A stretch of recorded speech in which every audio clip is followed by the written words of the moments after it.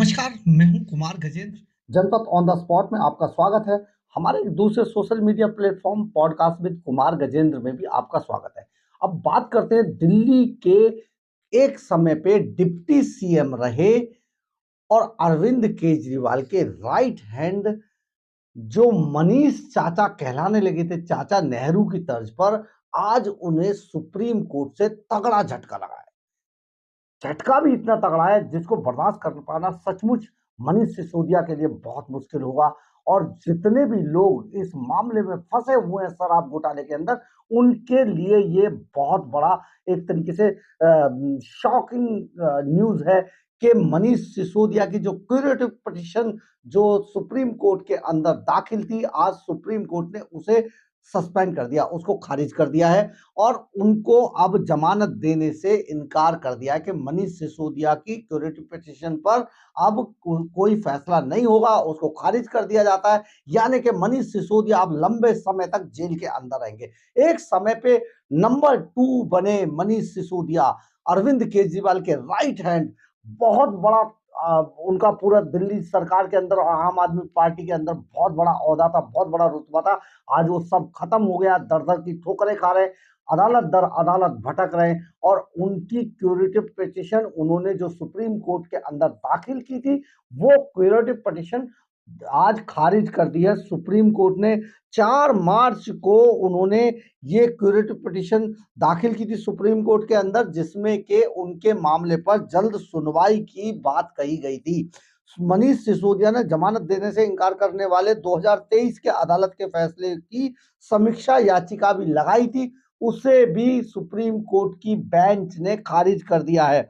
4 मार्च को मनीष सिसोदिया की ओर से पेश हुए वरिष्ठ वकील अभिषेक मनु सिंघवी ने सीजेआई डी.वाई. चंद्रचूड़ से उनकी अध्यक्षता वाली बेंच के पास इस मामले को सूचीबद्ध करने का निर्देश देने की मांग की थी और ये मामला तभी से वहां चल रहा था। इसमें कहा गया था कि राउज एवेन्यू कोर्ट ने उनकी याचिका पर इसलिए सुनवाई नहीं कर रही है क्योंकि उनका कहना है, उनका मानना है कि सुप्रीम कोर्ट में क्यूरेटिव पिटीशन पहले से ही दाखिल है, जिस पर कि जब तक वो फैसला नहीं आ जाता है, राउज एवेन्यू कोर्ट इससे आगे सुनवाई नहीं करेगा।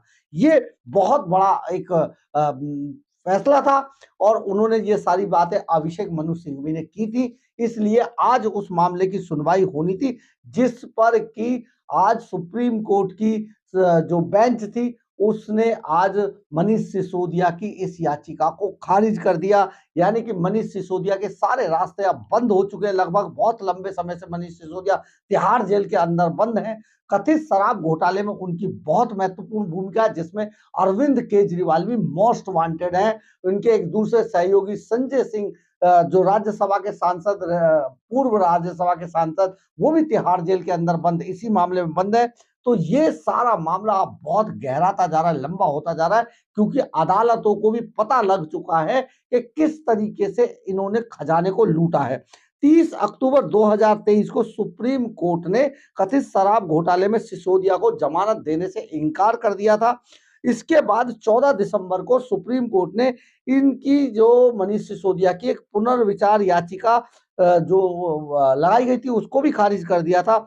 इसके बाद मनीष सिसोदिया की तरफ से सुप्रीम कोर्ट के यहाँ क्यूरेटिव पिटीशन के जरिए इसी आदेश पर दोबारा विचार करने की मनीष सिसोदिया मांग कर रहे थे और ये मांग आज खारिज हो गई, क्योंकि जो उनकी जो क्यूरेटिव पिटीशन थी उसको आज खारिज कर दिया गया है सुप्रीम कोर्ट की तरफ से। बहुत बड़ा झटका लगा है मनीष सिसोदिया को और मनीष सिसोदिया के सारे रास्ते जो बाहर आने के रास्ते थे, वो सब अब बंद हो चुके हैं पूरी तरीके से। मनीष सिसोदिया को सीबीआई ने 26 फरवरी 2023 को शराब घोटाले में के मामले में उन्हें गिरफ्तार किया था और इसके बाद प्रवर्तन निदेशालय ने यानी कि ईडी ने सीबीआई की प्राथमिक से जुड़ी धन संशोधन में मामले में सिसोदिया से तिहाड़ जेल में पूछताछ के बाद उन्हें 9 मार्च 2023 को ईडी ने गिरफ्तार कर लिया था। इसके बाद 28 फरवरी 2023 को मनीष सिसोदिया ने दिल्ली की कैबिनेट से इस्तीफा दे दिया था। सीबीआई ने बड़े गंभीर आरोप लगाए मनीष सिसोदिया पर और ईडी द्वारा आरोप लगाए गए कि दिल्ली आबकारी नीति 2020-2021 को संशोधित करते समय अनियमितताएं बरती गई, लाइसेंस धारकों को अनुचित लाभ दिया गया, लाइसेंस शुल्क माफ किया गया या कम किया गया और सक्षम अधिकारी की मंजूरी के बिना लाइसेंस अवधि बढ़ाई गई लोगों की। लाभार्थियों ने कथित तौर पर अवैध लाभ को आरोपी अधिकारियों तक भी पहुंचाया, यानी कि अफसरों को भी यह लाभ दिया गया था और जांच से बचने के लिए अपनी लेखा पुस्तिकाओं में गलत एंट्री की गई थी। इतने गंभीर आरोप मनीष सिसोदिया के खिलाफ और सरकार के खिलाफ थे। मनीष सिसोदिया बहुत लंबे समय से अब तिहाड़ जेल के अंदर बंद है, लेकिन उम्मीद वो कर रहे थे कि किसी तरीके से उनके इस मामले पर सुप्रीम कोर्ट कुछ मोहर लगा दे, लेकिन आज सुप्रीम कोर्ट ने तगड़ा झटका देते हुए मनीष सिसोदिया को वापस तिहाड़ जेल भेज दिया और उनकी इस क्यूरेटिव पिटीशन को खारिज कर दिया है। बहुत बड़ी बात है। और मनीष सिसोदिया के साथ उसी शराब घोटाले में मोस्ट वांटेड ईडी के अरविंद केजरीवाल भी फंसे हुए, जो जेल जाने के लिए बिल्कुल तैयार बैठे। किसी भी वक्त उनको जेल का रास्ता दिखाया जा सकता है, क्योंकि इन्होंने दिल्ली के खजाने को जिस तरीके से शराब, कोरोना के वक्त जब पूरी दुनिया बंद थी, उस वक्त इन्होंने जिस तरीके से खजाने को लूटा है, सचमुच बहुत एक तरीके से लैंडमार्क है कि घोटाले की पराकाष्ठा क्या होती है। और ये वो लोग थे जो भ्रष्टाचार के खिलाफ लड़ने के लिए आए थे।